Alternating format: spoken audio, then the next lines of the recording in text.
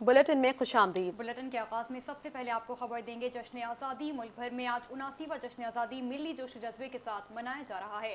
आज दिन के आगाज पर तोपों की सलामी दी गई और नमाज फजर में मुल्क की तरक्की, यकजहती, अमन और खुशहाली के लिए खुसूसी दुआएं भी की गईं।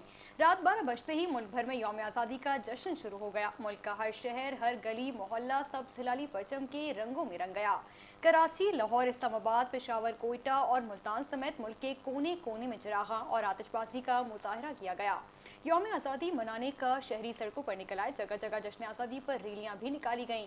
जबकि यौम आज़ादी पर लाहौर में ग्रेटर इकबाल पार्क और लिबर्टी चौक में आतिशबाजी का शानदार मुजाहरा भी किया गया। शहरियों की बड़ी तादाद आज़ादी जश्न मनाने और आतिशबाजी का नज़ारा करने के लिए मौजूद थी।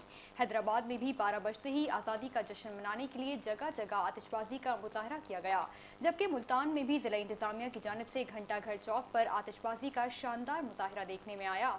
दिन के आगाज पर इस्लामाबाद में 31 और चारों सूबाई दारुल हुकूमतों में 21-21 तोपों की सलामी दी गई।